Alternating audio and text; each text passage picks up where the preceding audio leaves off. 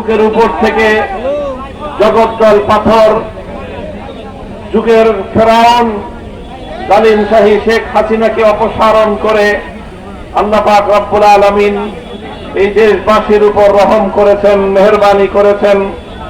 এই জন্য রব্বে করিমের দরবারে সর্বপ্রথম আমরা কালেমাতুশ শুকরের হাদিয়া পেশ করি, আলহামদুলিল্লাহ। আজকের এই আনন্দ ঘন বিজয়ের এই সময়ে আমরা স্মরণ করছি ওই সকল ভাই বোনদেরকে স্বৈরাচার বিরোধী, ফ্যাসিবাদ বিরোধী দীর্ঘ সংগ্রামে যারা অকাতরে জীবন বিসর্জন দিয়েছেন, যারা শাহাদাত বরণ করেছেন। সেই 2009 সাল থেকে পিলখানা বিদ্রোহের নামে দেশপ্রেমিক 57 জন সেনা কর্মকর্তাকে হত্যা করা হয়েছিল। স্মরণ করছি তাদেরকে।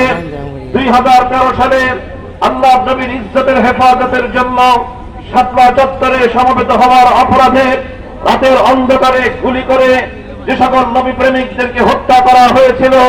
স্মরণ করছি নন্দিত মুফাসসিরে কোরআন আল্লামা দেলোয়ার হোসেন সাঈদী রহমাতুল্লাহি আলাইহির বিরুদ্ধে সাজানো মামলায় মৃত্যুদণ্ডের রায় ঘোষণার প্রেক্ষিতে কোরআন প্রেমিক জনতা যখন প্রতিবাদে ফেটে পড়েছিল, পাখির মতো গুলি করে শতাধিক কোরআন প্রেমিক জনতাকে হত্যা করা হয়েছিল। স্মরণ করছি তাদেরকে। 2014-15 সালে বাংলাদেশে একতরফা নির্বাচন করার জন্য বিরোধী মত এবং পথের শত শত মানুষকে গুম খুন হত্যা করা হয়েছিল। স্মরণ করছি তাদেরকে। 2021 সালে বাংলাদেশের স্বাধীনতার সুবর্ণ জয়ন্তী উদযাপন উপলক্ষে গুজরাটের কসাই নরঘাতক নরেন্দ্র মোদীকে বাংলাদেশে এনে উদযাপন করার বিতর্কিত সিদ্ধান্তের প্রতিবাদে হেফাজতে ইসলাম সহ দেশপ্রেমিক সংগঠনগুলো যখন প্রতিবাদ জানিয়েছিল, গুলি করে হাটহাজারী থেকে ব্রাহ্মণবাড়িয়া পর্যন্ত হত্যা করা হয়েছিল আমার সন্তান এবং আমার ভাইদেরকে।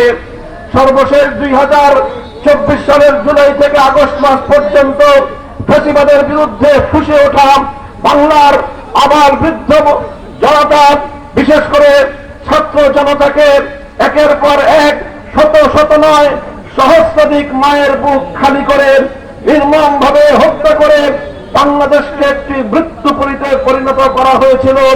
বাংলাদেশ একটি শোকের নগরীতে, শোকের দেশে পরিণত হয়েছিল। সেই আত্মদানকারী, সেই শাহাদাত বরণকারী ফ্যাসিবাদ বিরোধী আন্দোলনের ছাত্র জনতা স্কুল, কলেজ, ইউনিভার্সিটি এবং মাদ্রাসা অঙ্গন থেকে যারা ঐক্যের একটি মেলবন্ধন তৈরি করে টেকনাফ থেকে তেঁতুলিয়া পর্যন্ত স্বৈরাচারের বিরুদ্ধে, ফ্যাসিবাদ এবং জালিমের বিরুদ্ধে অভূতপূর্ব এক গণ অভ্যুত্থানের ভিত রচনা করেছিল, তাদের সকলের শাহাদাতকে কবুল করার জন্য আল্লাহর দরবারে দোয়া করছি এবং তাদের শোক সন্তপ্ত পরিবার পরিজনের জন্য সমবেদনা প্রকাশ করছি। আল্লাহর কাছ থেকে তাদের সকলের উত্তম বিনিময়ের দোয়া করছি। আল্লাহ পাক তাদেরকে উত্তম বিনিময় দান করুন। সংগ্রামী সাথী ও বন্ধুগণ, সংক্ষিপ্ত কয়েকটি কথা আমি আপনাদের সম্মুখে আরজ করতে চাই। প্রথম কথা হলো, আমাদেরকে মনে রাখতে হবে স্বাধীনতা অর্জন করা যতটা কঠিন, স্বাধীনতা রক্ষা করা তার চেয়ে বড় কঠিন। আমাদেরকে অতীতের তিক্ত অভিজ্ঞতা স্মরণ করতে হয়। 1971 সালে একটি মুক্তিযুদ্ধের মধ্য দিয়ে বহু মানুষের রক্তের বিনিময়ে যেই বাংলাদেশের স্বাধীনতা অর্জিত হয়েছিল, সেই স্বাধীনতা অর্জনের 1 বছর অতিক্রান্ত হওয়ার আগেই বাংলাদেশের মুক্তিযুদ্ধের স্বাধীনতার সফলতাকে ছিনতাই করা হয়েছিল। বাংলাদেশের মুক্তিযুদ্ধ হয়েছিল এদেশের মানুষকে মুক্ত করে ছাড়বো ইনশাআল্লাহ, আল্লাহর উপর অবিচল আস্থা এবং বিশ্বাস রেখে ইনশাআল্লাহ বলে যে মুক্তিযুদ্ধের সূচনা হয়েছিল, সেই মুক্তিযুদ্ধের কমিটমেন্ট ছিল নির্বাচনে বিজয়ী হতে পারলে এদেশে কোরআন সুন্নাহ বিরোধী কোন আইন তৈরি করা হবে না। এভাবে জালিমের বিরুদ্ধে মুসলিমের লড়াই আখ্যা দিয়ে ইসলামের দৃষ্টিতে মুক্তিযুদ্ধে ঝাঁপিয়ে পড়ার বিধান নিয়ে সেই মুক্তিযুদ্ধ শুরু হয়েছিল। সফলতা অর্জন করার কয়েকদিন পর পার্শ্ববর্তী একটি রাষ্ট্র থেকে প্রেসক্রিপশন আকারে লিখে দেওয়া সেই তাদের প্রেসক্রিপশন, তাদের প্যাম্পলেট, তাদের লিফলেটকে সংবিধান আকারে বাংলাদেশের মানুষের উপর চাপিয়ে দেওয়া হয়েছিল। 1972 সালের সংবিধান মুক্তিযুদ্ধের চেতনা পরিপন্থী সংবিধান, 1972-এর সংবিধান এদেশের স্বাধীনতা সংগ্রামের দীর্ঘ আন্দোলনের সঙ্গে বিশ্বাসঘাতকতার সংবিধান। সেই সংবিধানের মাধ্যমে বিগত 50 বছর এদেশের মানুষের মধ্যে বিভাজন তৈরি করা হয়েছে। সেই বিতর্কিত সংবিধানের দোহাই দিয়ে বাংলাদেশের মানুষের বিরুদ্ধে একের পর এক এদেশের মানুষের সেন্টিমেন্ট আর চেতনা বিরোধী কার্যকলাপ পরিচালনা করা হয়েছে। কাজেই সেই কথা স্মরণ করিয়ে দিয়ে আমি বলতে চাই, আজ বিজয়ের মাস পূর্তিতে বৈষম্য বিরোধী ছাত্র আন্দোলনের পক্ষ থেকে ঘোষিত আজকের শহীদি মার্চের প্রতি বাংলাদেশ খেলাফত মজলিসের পক্ষ থেকে সংহতি প্রকাশ করে আমি বলছি, হে ছাত্র জনতা, তোমাদেরকেও সোচ্চার এবং সজাগ থাকতে হবে। ইসলাম প্রিয় জনতা, হেফাজতে ইসলামের নেতা কর্মী, এদেশের আলেম সমাজ, ইমাম সাহেবান, ধর্মপ্রাণ মুসলমান, আমাদেরকেও এই আধিপত্যবাদ বিরোধী বৈষম্য বিরোধী ছাত্রদের কাঁধে কাঁধ মিলিয়ে বাংলাদেশের 5ই আগস্টের অর্জিত বিজয়কে সংরক্ষণ করতে হবে। মনে রাখতে হবে, আবার 1971-এর মতো আমাদের এই দ্বিতীয় স্বাধীনতাকেও ছিনতাই করার জন্য একটি কুচক্রী মহল উঠে পড়ে লেগেছে। তারা আবার এই সুযোগে নতুন করে বাংলাদেশকে ইসলাম বিরোধী ধারায় পরিচালিত করবার পায়তারা চালাচ্ছে।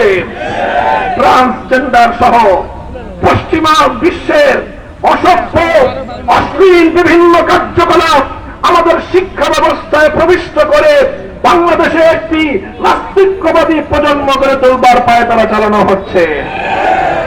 আমরা দেখেছি আগস্ট বিপ্লবের বৈশিষ্ট্য ছিল এ জাতির মধ্যে একটি অভূতপূর্ব ঐক্য এবং সমন্বয় গড়ে উঠেছিল।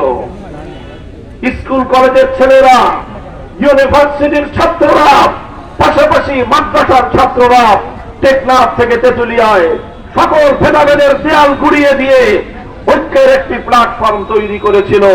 এই ঐক্যই আগস্ট বিপ্লবের ভিত রচনা করে দিয়েছিল। কাজে আমাদেরকে সতর্ক থাকতে হবে। বিগত 50 বছর এই পতিত স্বৈরাচারী শেখ হাসিনার রাজনীতিটাকে যদি আমরা একটু গভীরভাবে বুঝবার চেষ্টা করি, তাহলে দেখব শেখ হাসিনার রাজনীতির প্রধান দুটি বৈশিষ্ট্য ছিল। 1 নম্বর ছিল প্রতিশোধের রাজনীতি, 2 নম্বর ছিল বিভাজনের রাজনীতি। 1975 সালে শেখ হাসিনার বাবাকে বাকশাল গঠনের কারণে এবং 30,000 মায়ের বুক খালি করে 30,000 যুবককে খুন হত্যা করার কারণে এদেশের মানুষ ফুঁসে উঠে 1975 সালের আগস্টের অভ্যুত্থান করেছিল। সেই 15ই আগস্ট অনেক নিরপরাধ মানুষ, নারী শিশু হত্যা হয়েছে, যে হত্যাকাণ্ডের সমবেদনা আমরা প্রকাশ করি। কিন্তু তার অর্থ এই নয় যে বাকশাল কায়েমের বৈধতা বাংলাদেশের মানুষ দিয়ে দিয়েছিল। তার বাবার 3.5 বছরের জুলুম এবং নির্যাতনের পরিণামেই 15ই আগস্ট ঘটিত হয়েছিল। 15ই আগস্টের পর শেখ হাসিনা আন্তর্জাতিক গণমাধ্যমে ঘোষণা দিয়েছিল, যে জাতি তার বাবাকে হত্যা করেছে, যে জাতি তার বাবার হত্যাকাণ্ডের কারণে মিষ্টি খেয়ে সারা বাংলাদেশের মিষ্টির দোকানগুলো ফাঁকা করে দিয়েছিল, সে এই বাংলাদেশের মানুষের কাছ থেকে প্রতিশোধ গ্রহণ করবে। এটা ছিল শেখ হাসিনার 1975 সালের ঘোষণা। 1975 থেকে 2024 সাল 50 বছরের শেখ হাসিনার রাজনীতি ছিল এই প্রতিহিংসার রাজনীতি। যে দেশের মানুষ তার বাবাকে হত্যা করার পর দুঃখ প্রকাশ করেনি, সে দেশের মানুষের কাছ থেকে শেখ হাসিনা প্রতিশোধ গ্রহণ করেছে। সে দেশের মানুষকে ভারতের সেবা দাসের গোলামে পরিণত করার চেষ্টা করেছে। সে দেশের মানুষকে সে দেশটাকে তলাবিহীন ঝুড়িতে পরিণত করবার চেষ্টা করেছে। এই দেশ থেকে হাজার হাজার কোটি, লক্ষ লক্ষ কোটি টাকা পাচার করে এদেশের অর্থনীতিকে ধসিয়ে দিয়ে তলাবিহীন ঝুড়িতে পরিণত করার চেষ্টা করেছে। এগুলো ঠান্ডা মাথায় শেখ হাসিনা করেছে বাংলাদেশকে একটি ব্যর্থ রাষ্ট্রে পরিণত করে চিরদিনের জন্য নরেন্দ্র মোদীর হাতে তুলে দেওয়ার কৌশল হিসেবে। এই ছিল শেখ হাসিনার প্রতিশোধের রাজনীতি। শেখ হাসিনার রাজনীতি ছিল বিভাজনের রাজনীতি, নানাভাবে বাংলাদেশে সাবোটাজ ঘটিয়ে সংখ্যালঘু হিন্দু বৌদ্ধদের উপাসনালয়, তাদের বাসাবাড়ি আর তাদের ব্যবসা প্রতিষ্ঠানগুলোতে তার সন্ত্রাসী যুবলীগ, ছাত্রলীগ, হেলমেট লীগ, হাতুড়ি লীগদের মাধ্যমে তাদের অন্ধকারে অগ্নিসংযোগ চালিয়ে, হত্যাযজ্ঞ চালিয়ে বাংলাদেশে হিন্দু মুসলিমদের মধ্যে একটি সাম্প্রদায়িক উস্কানির পরিবেশ তৈরি করেছিল শেখ হাসিনা। আজ শেখ হাসিনার বিদায়ের পর 1 মাস অতিক্রান্ত হয়েছে। ভারতের বিভিন্ন গণমাধ্যম বাংলাদেশ বিরোধী তারা বাংলাদেশ বিরোধী প্রচারণা চালিয়েছিল, জিগির তুলবার চেষ্টা করেছিল বাংলাদেশে নাকি সংখ্যালঘুদের উপর নির্যাতন হচ্ছে। এদেশের মানুষ সাক্ষী, সারা পৃথিবীর আন্তর্জাতিক গণমাধ্যমগুলো সাক্ষী। বিগত 5ই আগস্ট থেকে আজ 5ই সেপ্টেম্বর পর্যন্ত সারা বাংলাদেশের কোথাও একটি সংখ্যালঘু পরিবার অথবা তাদের কমিউনিটির উপর সামান্য কোন ফুলের আচরণ পর্যন্ত লাগেনি। এদেশের আলেম সমাজ, ইসলামী সংগঠনগুলো ঐতিহাসিক ভূমিকা পালন করেছে। আমাদের মাদ্রাসার সন্তানের রাতের বেলায় নির্ঘুম থেকে পাহারাদারি করে মন্দির এবং তাকোটার নিরাপত্তা নিশ্চিত করেছে। শেখ হাসিনা আসলে সাম্প্রদায়িকতার উস্কানি হয়, শেখ হাসিনা চলে গেলে সাম্প্রদায়িক সম্প্রীতি প্রতিষ্ঠিত হয়। এভাবেই প্রতি জায়গায় বিভাজন করে করে দেশটাকে ভাগ করে ডিভাইড অ্যান্ড রুল, এই পলিসি অবলম্বন করে শেখ হাসিনা এদেশের মানুষের মাথার উপরে কাঁঠাল ভেঙে খেয়েছে এতদিন। আজ শেখ হাসিনার রাজনীতি ব্যর্থ প্রমাণিত হয়েছে। আওয়ামী লীগ বাংলাদেশের সবচেয়ে বড় সন্ত্রাসী সংগঠন হিসেবে প্রমাণিত হয়েছে। আওয়ামী লীগের গুন্ডা এবং মাস্তানেরা রাজপথে গুলি করে করে আমার স্কুল কলেজ ভার্সিটি মাদ্রাসার ছাত্রদেরকে হত্যা করেছে। শেখ হাসিনা এবং ওবায়দুল কাদের সরাসরি নির্দেশনা দিয়ে, সরাসরি উস্কানি দিয়ে, নির্দেশ দিয়ে তাদের সন্ত্রাসী ছাত্রলীগকে আমার ছাত্র জনতার বিরুদ্ধে লেলিয়ে দিয়েছে। কিন্তু এদেশের মানুষ যখন মরতে শিখেছে, এদেশের মানুষ যখন রক্ত দিতে শিখেছে, আমাদের ছাত্ররা যখন বুক পেতে বুলেটকে বরণ করতে শিখেছে, আমার দেশের আবু সাঈদরা যখন তালিমের বুলেটের আঘাতে বুক পেতে দিতে শিখেছে, তখন এই মরণোন্মুখ শাহাদাতের চেতনায় উজ্জীবিত জাতিকে দাবায় রাখা যায় নয়।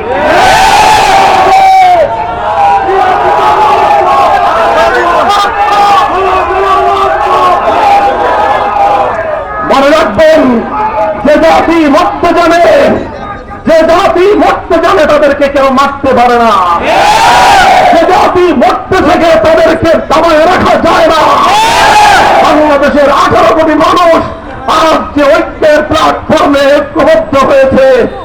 ভারত, তুমি বানের পানি দিয়ে আমাদের কাছ থেকে প্রতিশোধ গ্রহণ করতে চেয়েছিলে, তোমার উজানের সমস্ত বাঁধগুলো খুলে দিয়ে আমার বাংলাদেশের দক্ষিণ পূর্বাঞ্চলকে ভাসিয়ে দিয়েছ। বাংলাদেশের মানুষ আরো ঐক্যবদ্ধ হয়েছে। পরিষ্কার ভাষায় বলতে চাই, ষড়যন্ত্র করে, চক্রান্ত করে এই বাংলাদেশের অগ্রগতিকে রুখে দিতে পারবে না ইনশাআল্লাহ। আমি বলতে চাই, শেখ হাসিনা বাংলাদেশ থেকে পালিয়ে ভারতে আশ্রয় নিয়েছে। বিগত প্রতিটি জাতীয় নির্বাচনে ভারত সমস্ত কূটনৈতিক সৌজন্যতা উপেক্ষা করে বাংলাদেশের আভ্যন্তরীণ বিষয়ে অযাচিত হস্তক্ষেপের মাধ্যমে শুধুমাত্র তার শক্তি দিয়ে শেখ হাসিনাকে এদেশের মানুষের ম্যান্ডেটের সম্পূর্ণ বিরুদ্ধে গিয়ে মানুষের কাজের উপর এই জালিম শাহীকে আশ্রয় দিয়েছিল ভারত সরকার। কাজেই এর মাধ্যমে নরেন্দ্র মোদী এবং ভারত সরকার বাংলাদেশের জনগণের বিরুদ্ধে যুদ্ধ ঘোষণা করেছিল। আমরা বলতে চাই, আমরা জাতি হিসেবে তোমাদের চেয়ে সংখ্যায় কম হতে পারি, কিন্তু মনে রেখো আমরা শাহজালালের উত্তরসূরি। মনে রেখো আমাদের বুকে লা ইলাহা ইল্লাল্লাহর কালিমা আছে। আমার দেশকে আবার তুমি করতলগত করার চেষ্টা করো। 18 কোটি তৌহিদি জনতা জিহাদের জজ্বায় তোমাদের বিরুদ্ধে ময়দানে ঝাঁপিয়ে পড়বে।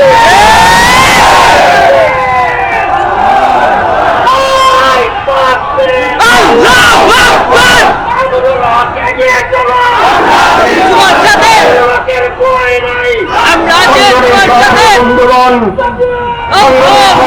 বন্ধুগণ, আখেরি পয়গাম হয়ে ভারত নরেন্দ্র মোদী তাদের প্রিয়জন শেখ হাসিনাকে আশ্রয় দিয়েছে। বাংলাদেশের সাথে জাতিসংঘের অধীনে বন্দি বিনিময় চুক্তি রয়েছে বাংলাদেশের। সেই শর্তে, সেই চুক্তির আওতায় শেখ হাসিনা সহ তার সকল খুনি মন্ত্রিসভার সদস্যদেরকে অনতিবিলম্বে বাংলাদেশে ধরে এনে বিচারের কাঠগড়ায় দাঁড় করাতে হবে। আমার হাজার হাজার সন্তানদেরকে হত্যা করার অপরাধে শেখ হাসিনার দৃষ্টান্তমূলক বিচার করতে হবে। অন্তর্বর্তীকালীন সরকারকে বলতে চাই, হত্যাকারীদের, খুনিদের বিচারের ক্ষেত্রে কোন নমনীয়তা প্রদর্শন করার যদি কেউ চেষ্টা করে, তার বিরুদ্ধে আমরা প্রতিরোধ করে তুলব। বাংলাদেশের মানুষের অর্থনৈতিক বিপর্যস্ত করে মানুষকে লক্ষ লক্ষ কোটি টাকা বিদেশে পাচার করেছে। সেই টাকাগুলো এনে দেশ এবং জনগণের কল্যাণে ব্যয় করতে হবে। সংগ্রামী সাথী ও বন্ধুগণ, সকল বৈষম্যের বিলোপ চাই। সকল অন্যায় এবং অবিচারের আমরা বিলুপ্তি চাই। ন্যায় এবং ইনসাফপূর্ণ একটি সমাজ আমরা গড়তে চাই। এজন্য পূর্ণাঙ্গ ন্যায় ইনসাফ ভিত্তিক সমাজ যদি গড়তে চাও, মানব রচিত তন্ত্র আর মন্ত্র দিয়ে হবে না। সেজন্য প্রয়োজন সৃষ্টিকর্তা মহান রব্বুল আলামিন প্রদত্ত রাজনৈতিক বন্দোবস্ত, রাজনৈতিক ব্যবস্থা। আল্লাহ প্রদত্ত সেই রাজনৈতিক ব্যবস্থার নামই হলো আল্লাহর প্রতিনিধিত্ব, স্রষ্টার প্রতিনিধিত্ব তথা খেলাফতের রাজনীতি। বাংলাদেশ খেলাফত মজলিস আপনাদেরকে আহ্বান করতে চায়, আসুন। অনেক তন্ত্র দেখেছেন, অনেক মন্ত্র দেখেছেন, এবার হবে খেলাফতের বাংলাদেশ।